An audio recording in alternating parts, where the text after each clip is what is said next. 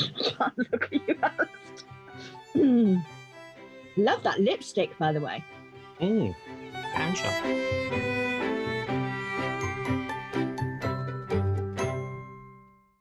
Well, hello, everybody, and welcome to episode 9 of Behind the Seams, where we take a look at what happened in the Great British Sewing Bee semi-final. So now we're down to the last 3 and ready for the final next week.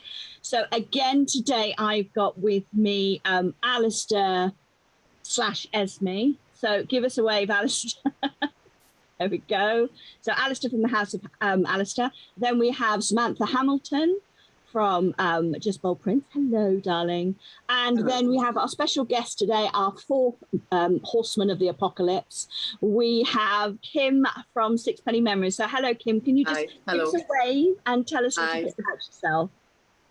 Yes, I'm based in the northeast of England, and I have been patchwork and quilting for considerably more than 25 years. We'll just brush over the time. I produce a lot of patterns and I've written a lot of books just to try and inspire people to get sewing. That's the whole ethos. I've been on Create and Craft for many years, and you can usually catch me on the last Sunday of the month and the second Saturday of the month. That's about it, really. I mean, I could go on forever. You don't really want me to. Well, welcome to our little panel. As we have a look at what's been going on this week in the Great British Sewing Bee.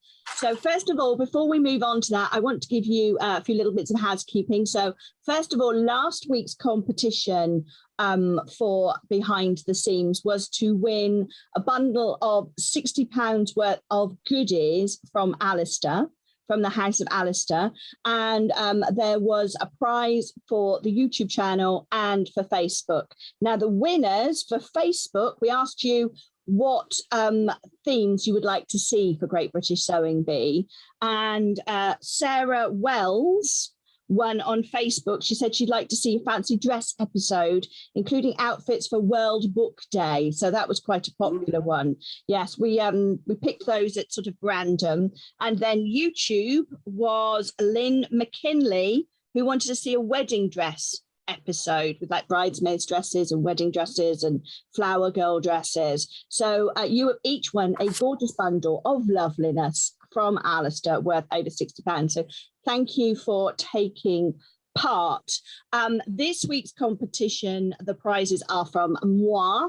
So you will be in with a chance of winning a copy of my book, Sarah Payne's Quilt School, plus 2 fat quarter bundles, so 10 fat quarters in total of my new range of fabric with Craft Cotton Company called Birds of Paradise. And there will be 2 winners, one on Facebook and one on YouTube. And all we want to know this week is, first of all, please like the post and then tell us who you think is going to win. Because that's what we all want to know now, because we're down to the, we're coming up to that finishing straight and we want to know who's going to win. So let's crack on and talk about the episode. So this week's episode was 1940s themed, and we had 3 challenges. The first challenge was the Oxford pants, or the Oxford bag pants from the 1940s. First of all, Alistair, what was your favourite pair of pants, really, in this challenge? Which did you think stood out for you? Well, I did like Serena's, but there were a lot of problems with all of them, especially where it comes to the zip, which when you're dealing with such voluminous trousers, the thing is, the example again this week, I mean, when they panned down on the turn up, that wasn't sewn on properly. So if you're going to really, if Love Productions are going to critique home sewers, they need to make sure that is spot on. But there was something really funky going on with everyone's darts at the back. I mean, every single bum had dimples. It was just, they were huge when they sort of panned around to the back. But the thing is, where they were attached in the waistband, the actual fly itself, there was too much fabric in the fly, and that's what happens when you don't actually baste it in. What it needed is we call it a technical term called clearing out, Now, what clearing out means, so for instance, I've mentioned this before, but if you look at guys wearing suits, obviously not in this weather a little bit, but if you see a ruffle in the back of the neck, what that means is that fabric wants to come up into the collar. So you want to make that fabric disappear, and then you need to reset the collar. That was the same thing that was happening with the flies. Because they were pointing down and becoming crooked, that wanted to go up into the waistband a little bit more. But I thought, to be honest, with the volume they were using, I thought everyone did really, really well. They were nicely finished. We had our winner was Raf, then we had Serena, then we had Rebecca, then we had Farry. So Kim, what did you think of the choice of winner? Did you agree with that? Yes, I did. However, I do feel for Rebecca because I really liked her trousers. I'm not a dressmaker to the quality of Alistair and Samantha. However, looking at it, and I do realise that the time that they're under, the time pressure is enormous. So Farry, bless her, she was the most amazing sewer. However, she's just hampered by the time. But I did like Rebecca's choice of fabrics. I felt for her when Esme came along and she had a piece still on the table, and she did the best that she could in the time that she was allowed. So yes, I did agree with the choice, but I did love Rebecca's. So Samantha, did you agree with the choices on that challenge? Yeah, I did. Ralph did really well. Very surprised by Serena's, actually, where it was a bit screw with the fly or the waist. But I did like Serena's colours, and of course, yeah, Rebecca's was a great choice as well. Yeah, very, very impressed with the style and everything else. And that's Serena's you were just mentioning. Yeah, that's what we've got there with Serena. They were working with heavy fabrics, weren't they? They were, yes. Yeah, were they wool or a mixture or something? Because that's what it seemed to look like as well. And as you say, there's not enough time, and maybe not enough prepping time either. But yeah, very impressed. Yes. So you all agree with I disagree because I can. I thought Serena, because that's Serena's, and she did have a problem with pressing, but it was beautifully sewn. But when I saw Raf's, I don't know if you can see that, his stitch in the ditch, absolutely terrible all the way out. And they did mention that. They did mention it was quite a little bit out. But I felt that this bad sewing was worse than bad pressing. But I also, I think they should use the right feet as well. There's a stitch in the ditch foot. There is. Would have made their lives so much easier. Sewing buttons on by machine. Why are they not doing that? It's just ridiculous. One thing I did notice actually, and I think Alistair has brought this up before, is this is the finished inside seam of Raf's trousers. You see, completely raw edge. Absolutely, the inside of their trousers, they did not finish those seams. So he's just, this bit here, let me just explain, this is the waistband. So that we expect that, we expect that to be rough because he's about to encase that in his waistband. But this is the inside seam. It is raw as anything. Now, I know they're very short time and they're following the pattern, but they should be encouraging them. So was everybody else's pant finished like that? Yeah, because they didn't finish any of the inside seams, and there's not time in 4.5 hours to finish the inside of the seams. So I think actually they're kind of almost fobbing off the home sewer with the idea. They're not showing them the correct method for doing it, and that's down to the pattern, you know, or get them on the overlocker, because obviously if you're not finishing your seams, your overlocker will finish the seams at the same time, so you won't end up with that horrible mess inside, especially when they're using those heavy fabrics that are just going to fray. I mean, what you put those trousers, they looked amazing from the outside, but you put those in the wash and all of these threads are going to come loose in your washing machine. So wow, Great British Sewing Bee, do it right. Alistair. Wow. One thing that they could have done, which if they had sewn the waistband in, so you put all your seam allowances on, so essentially you put, rather than the waistband standing up, you put it down, so all the raw edges are out. Sew around all of that, but you leave the end bit. You hand sew back the over the tabs at the front, and then all you needed to do to finish that side seam off. That will, when you sew all those together, that means all the seam allowance is trapped into one. Then just put a lovely bit of bias binding or tape in the inside. But what that will actually do, if they had actually basted all that on, for instance, like raft sewing, stitching in the ditch can work if you're a professional seams. For instance, if that's what you do day in, day out. So for instance, in a factory, one machinist will sew up just the simple collar shape. They'll do the one part of it. No one person sits and makes it unless you're in a couture house. So for instance, when they were doing all of that, if they had then pressed that under, him stitching in the ditch, the waistband was moving. So you can see why it was. So there was so much drag on that, excuse the pun, but literally on that waistband. And it was literally just any larger waistband, you would have ended up with literally it contorting on the front. And if they had just placed it under, stitched it, and then put some bias tape around it, or look, that, I mean, they're not judging the inside of the garments. They never have, which is a bit of a shame. But literally that waistband and the fly and the zip were so integral to it. No one's basting them in. You need to baste it in. Check the zip actually goes, and check that your flies aligned. It's all about timing, Alistair. I mean, all your down to the pattern. That's down to the pattern, isn't it, Sam? It should actually tell them to do it correctly. Yeah, they should, but it's all about the timing. I mean, I think what everybody's saying here, you're coming up with some fabulous tips and everything else, but timing really, absolutely down to timing, and they don't seem to have the timing. And what you've just said, Sarah, it's very misleading for new sewists to see that on telly and think, oh, that is acceptable, because that's bad advertising when it comes to learning to sew. So really, as Alistair's just pointed out, all those skills and tips are amazing, but what we see is this is how you do it quickly and this is how you do it wrong. Yeah.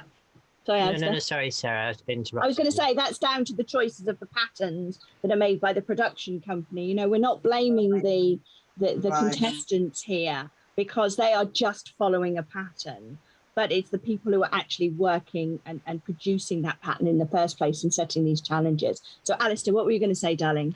I think, to be honest, because they're not finishing the inside, I think, to be honest, 4.5 hours to make a pair of trousers. There were literally, the pattern pieces were so huge. There was a couple of pleats, a couple of darts in the back. It was sewing up side seams. It was sewing up the inside.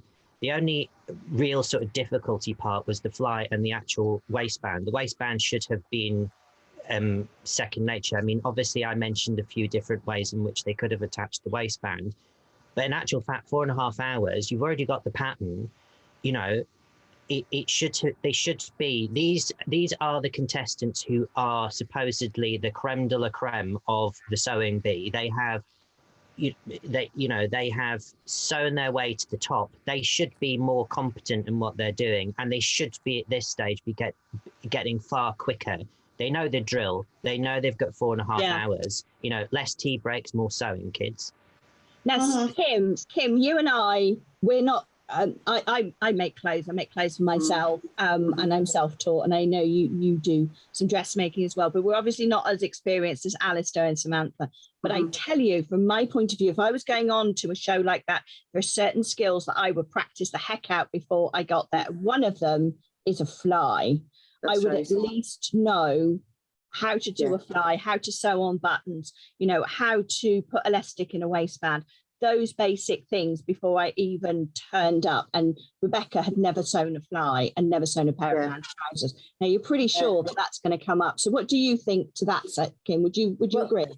A few years ago, when I used to have a bricks and mortar shop, and we actually had the production team from the Sewing Bee arrive at the shop looking for contestants, and they were travelling around and picking certain shops, and they came into mine. I did run dressmaking classes, although I had an expert in, and I was just literally a run around and gopher. So we learned a lot.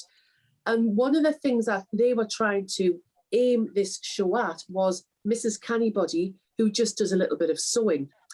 Right. However, I don't think that translates onto the actual programme and never has done. And so therefore, I don't think that Mrs. Ordinary, who's, you know, done very little, is the right contestant for the show. However, if I'd got through, I would be practising and practising and practising. I would be sitting with somebody. I would know what the feet were in the machine. I would know how to attach them. I would know how to use an overlocker. I would know how to use a cover stitch machine and when I needed to use them. So I do think that they're trying to look for these ordinary people, having spoken at length to the production team. However, when they get into the studio with the Esmes and the Patricks, that's not what's expected. And I think there's a huge gap there. I think there's a little bit of education. I think they're trying to get the Rebeccas of the world who's never sewn a fly. Yeah. And portray that on TV. So I think there's some mixed messages coming over here. However, you know, I still would practice before I went on, but maybe because they don't have that knowledge and they maybe don't have that access to that knowledge, that they would never have thought to do that.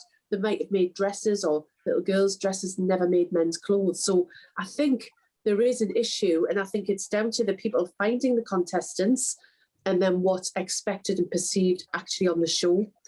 There's a massive gap. I have to agree with you there, and that's what I pointed out to you, Sarah, at one point, that I think they deliberately choose contestants that don't have that much knowledge, because if they did have a lot of knowledge, we wouldn't be here doing this critique and advice, the thing, they should have done this, should have done that. We wouldn't be sitting here behind the scenes because there'd be nothing to talk about if they got it perfect, and there wouldn't be a programme.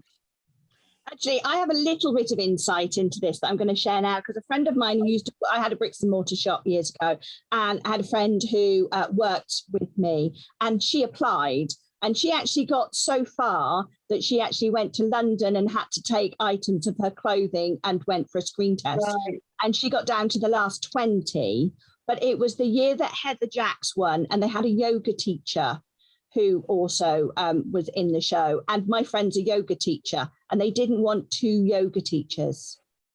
So it was down to, they were actually also picking the personalities and what those people did. So that you could say, oh, one of them's a yoga teacher, but you can't have 2 yoga teachers. So even though she was an incredible sewer, she didn't get through because they already had someone who ticked that particular box. So that's a little bit of insight there, and I hope nobody's going to sue me. Right, let's move on to the... I'm not going to name her because she'll be messaging me going, what are you doing? But we'll get on to the second challenge, which was the transformation challenge, which this week was parachutes. Now, we've heard of, during the war years, people making wedding dresses out of parachutes. And Alistair, these are the entries this time. So we've got Rebecca, we've got Serena, we have got Raf, and we have got Farry there. First of all, I just want to say I really liked this one. I know it didn't do particularly well. I think did it come last because Esme said she didn't like the fabric colours. Well, don't put the fabric on the table then, because that is not her fault that you don't like earth tones, and it's you and the production company that have given them the fabric in the first place. So I was really irritated by that. And it's all about the sewing, Sarah, as well, isn't it? It is. I thought they were lovely. So first of all, let's just very quickly, because we want to talk about the made to measure, but I'm going to start with Kim. Which one was your favourite, Kim? Well, I have to say the earth tones was my favourite, and I was shouting at the television because it's not about personality, the personal choice of the judges' colours. It's down to the techniques, the expertise, and the sewing, and so therefore I completely disagreed with the winners this time. Yeah, Samantha, what did you think? I have to agree with Kim, because I was getting really annoyed with what Esme was saying. Why, she's been let me put it this way, she's been prejudiced about the colour. Yes. You know, she wasn't looking at the skill, she wasn't looking at the design, she just kept going on about the colour. And I thought that was a little bit pathetic. However, I do feel Rebecca and Serena were head to head, because I did like Serena's design and what she did with the fabric. I'm going to be prejudiced now. Didn't like the colour, but I like the design. Exactly. And you can only work with what you've got. So Alistair / Esme, what do you think about those comments that we've just been making about the judging and the quality of the judging? Well, I've just been called out, haven't I? Anyway, I'm just going to fix a quick drink. I'm going to have a sex on the beach. So it's 1 part orange. Then we need 2 parts vodka. And then we just need a tiny bit of grenadine. Just a splash. It's so hot in here, all these critiques and comments.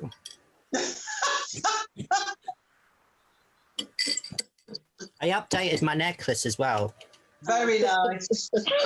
Very nice. Oh, what's that? Are those little alcoholic bottles? Oh, well, yeah, I'm the life and soul of the party. Well, so Patrick says. But literally, I do stand by my comments.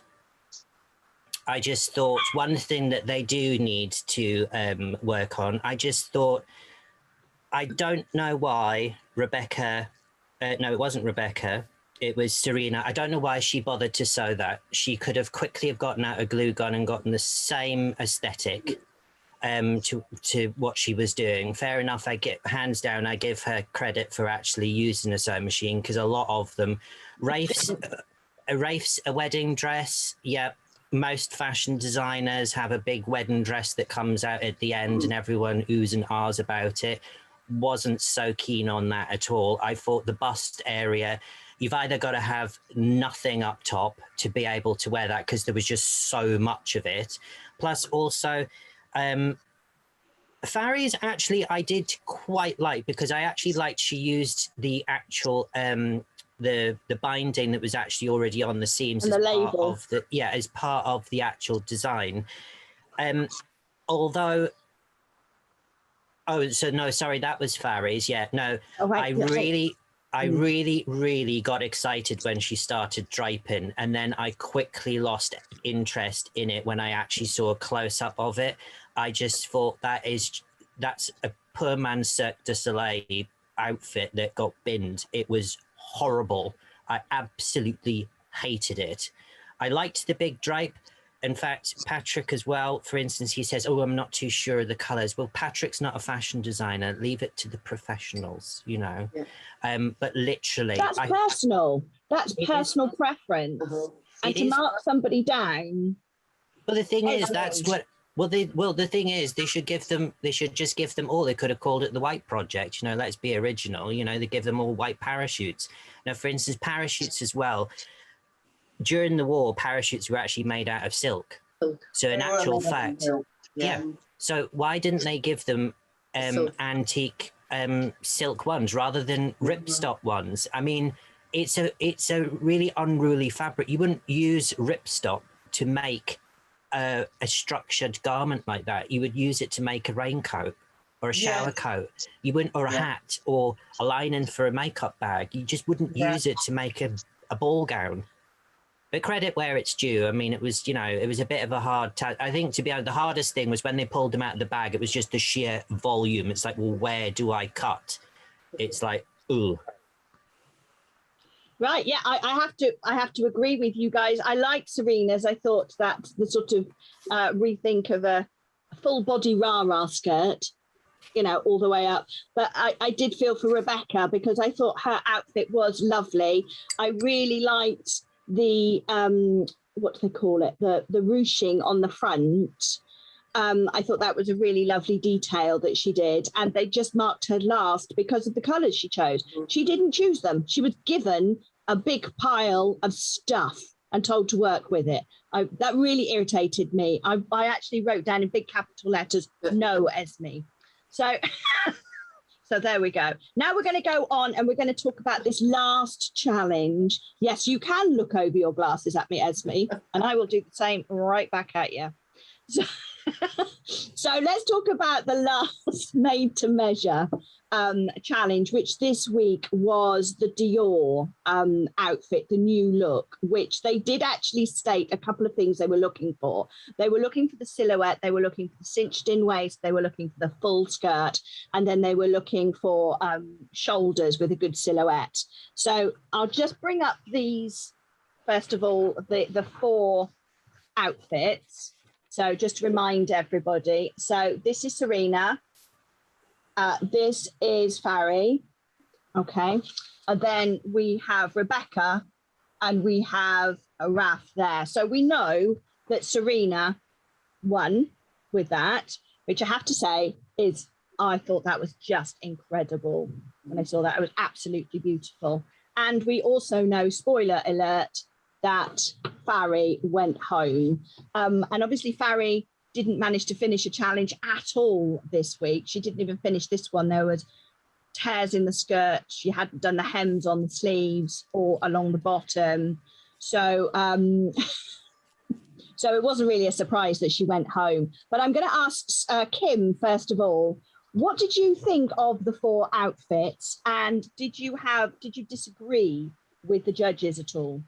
No, I loved Serena's outfit. It was absolutely fabulous. It was just perfect. I really liked the colours. I loved the sleeves on the jacket.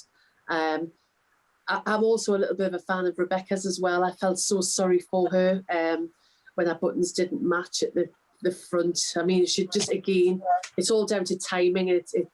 And because they've practiced this, they should really be able to get the timing right on this particular challenge. But yes, I think it was a good choice by the judges. I think it goes back, Kim, to what you were just saying about the feet, because we never see the machine sew their buttons on. No. Most machines have got a foot for it, and you drop your feed dogs and you sew it like that. She didn't measure, she guessed, and it ruined the whole outfit. And I think it probably took her longer to sew them by hand incorrectly than if she had marked it and put them on the machine. And the other thing is, they've got the tools there, because I see them. I know, I recognise quite a few of them. So they have got the equipment. And again, it's down to, what was said earlier about, do they know how to use that equipment? Do they know how to use the machines? And it is down to a little bit of research before they'd actually got into the studios. I felt, like you said, Kim, I felt a bit sorry for her because they were quite rude about her choice of fabrics. And I thought that this bit here, I know it brought it together, and that screams 1940 to me. It had the cinch waist that they were talking about. It had the full skirt. And they did say they didn't want to see a replica, but they wanted to see it in the contestant style. And floral is Rebecca down to a T. So I felt they were really, again, harsh in the judging with her. So, Sam, what did you think of the 4 choices? And do you agree with the judges' comments? Right. I felt, well, do you know what? I was so impressed with Serena's jacket that I'm going to make a dress with those sleeves, because I just thought it was incredible. However, I wasn't impressed with the bottom part. I would love to have seen a skirt, a fitted skirt, or a flared skirt, or something. Because it was trousers, wasn't it? I wasn't going for the trousers, but that's just my choice. And with Rebecca's, I think they were attacking her for the fact that she'd used floral at the top and in the sleeves, but it really brought the design out, to be honest. So I don't know where they were going with that. But if she can be more mindful in the way that she sews, she will start to complete projects in a positive kind of way. So I was really impressed with Rebecca's. Poor Farry, bad choice of fabric, really bad choice of fabric. Because you saw every single fault, and it's difficult to work with, and it's quite a challenge. Raf's, I liked his skirt, wasn't quite sure about the top. So, Alistair, actually, one thing that I thought about with Farry, you just mentioned her choice of fabric. You can, obviously at the moment they're happy to buy fabric online. You can ring companies. You can ring them and say, I'm looking for something for this, what would you recommend? I want something red, or I need something with a bit of structure. You could actually choose the fabric online, ring that company, speak to them, and then they'd say, actually, I think that's, you need something heavier. Have you thought about that? that would be the case, wouldn't it, Alistair? You would be willing, obviously I'm putting it on you now, but you know, companies like yours, they are real people at the end of the phone. If it's something as important as the semi-finals of the sewing bee, I would have been on the phone going, I need this fabric, I want it in red, what have you got? And look on the internet at the same time before I ordered. So anyway, let's move on to Alistair. What did you think of the choices this week in the judging? Well, to be perfectly honest, I really liked Sumner. Obviously, you have to understand that what the judges were looking for was an up-to-date version of Dior's new look. Now, I think, to be honest, the information that was given out and some of the contestants' comments of what Dior's new look, they really need to buy a Dior book and actually read it, because that was not what Dior's new look was about. Now, let's bear in mind, so a very, very quick history lesson. We had corsets, which women were pulled into, and the shape was really there, and then we had that. Then we all went through the First World War. Then we suddenly went into the Second World War, where just because it was a sexist era, all the men went to the fighting line, and a lot of women then had to go into where the males were doing jobs. So, for instance, clothes had to be utilitarian. So that's when we came away from close-fitting clothes, because they had to be clothes that people could work in. So that's when you had the land girl look and the sort of relaxed fit, and women eventually were allowed to wear, well, not allowed to wear, but they actually weren't shunned upon for wearing trousers, because trousers were seen as a very masculine item of clothing. Dior's new look was all about, let's celebrate the fact that the war has finished. And it was about, this is what designers do. They create an illusion and an escapism for people to go to. And that's what Dior's new look was about. No one for years had seen anything so figure conscious, so feminine, so what have you. A peplum, doesn't matter what shape you are, whether, you know, you're a size 20 or whether you're a size 8, everyone looks good with a peplum. It gives you an illusion that you have a cinched in waist without pulling you in, and then it curves out. I thought a lot of them did very, very well. I really didn't like Rafe's fabric choice. Who on earth would actually wear ripstop, even that lightweight? That should have been something sympathetic, like a really lovely cotton voile or something like that. The scuba for the skirt was a very new fabric. Farry, she unfortunately went down the decision, when you're given the brief, because obviously they've given this brief before and they're able to practice it at home. She obviously likes satin. She's used it quite a few times. So sometimes people get a bit stuck. I like that fabric. How do I incorporate that into the brief? She completely and utterly missed the brief completely. And she self-drafted her pattern as well, didn't she, apparently? Yeah, I mean, that's all fair amount. I mean, when people start saying about, you know, especially in the context of the sewing bee, that this is, you know, I really, you know, the design of it was what have you, they've bought a pattern. So that pattern somebody else has designed, that they are using the pattern and they're making it up. That's what they're should be critiqued upon. Rafe's, I thought, was very elegant, very, very simple, very, very French. But for me, Serena really, really nailed it on the head. That beautiful red with the bell sleeve was absolutely beautiful.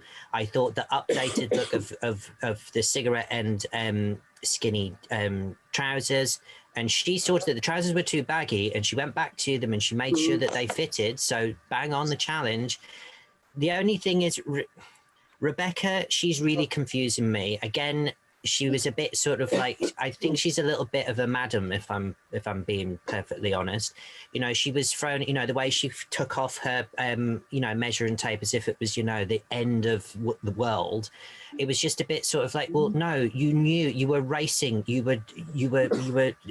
was too much. You were just, you had everything to do right at the last minute. And unfortunately, you should have paid more attention to those buttons, because that was a really fun, it was a fundamental, but the peplums were different sizes. Even though it was ski width, the peplums didn't even match. No, that was bang on a 40s look, but I didn't think it would, that's what the vast majority of public would have worn at that time. So yes, it was historically accurate, but it wasn't Dior. Right. So I think we're broadly agreed in the winners and the ones that went home. So we lost Farry. And unfortunately, Farry just didn't manage to finish anything this week. I mean, there were raw hems and everything. And then we've got this lovely look here, because I think those look more like capri pants, which are very 1950s. But I did like the general outfit. So obviously now we are getting ready for the final. So through in the final, we have Raf, we have Rebecca, and we have Serena. So very quickly, before I remind you all of the competition, who do you think is going to win, Kim? So who do you think is going to win? It's between Raf and Serena.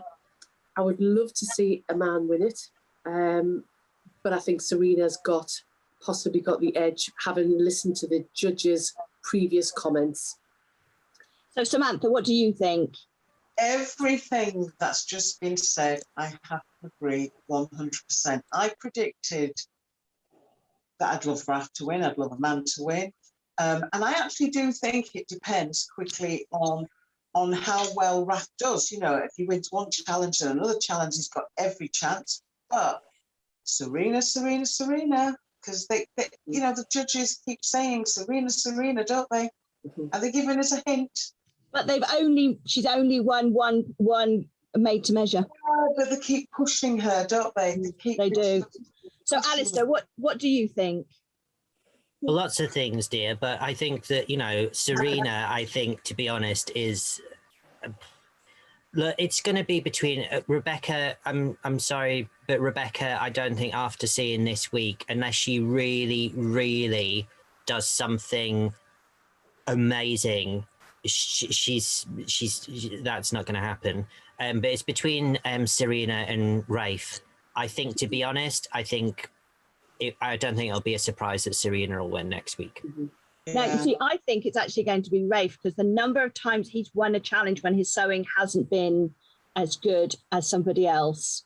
So Damien, when we had Damien and that winter dress, and Rafe had a hole and he still won garment of the week. He won the trousers this week. I've been wanting Raf to win, but there's a but. Yeah, I think he's going to win. I think they're queuing us up for him to win, because he's won a lot of the individual challenges. But we shall see. So obviously that's next week. So the Sewing Bee is on, the final is on Wednesday on BBC One.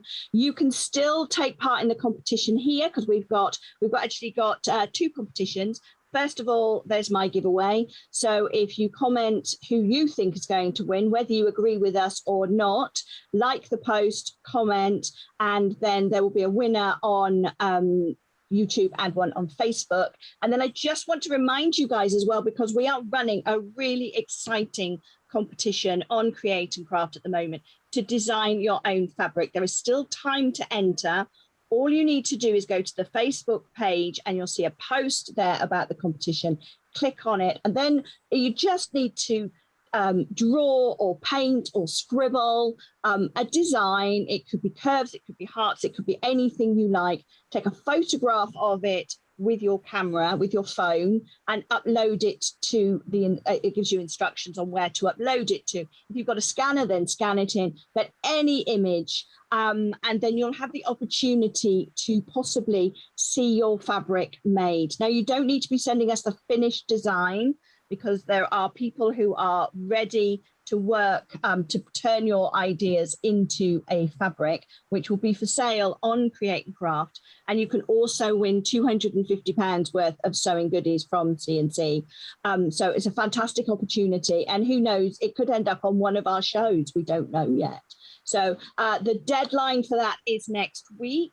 I think it's Monday. Is it Monday? I think it's Monday, for you to take part in that and have the opportunity to see your own fabric.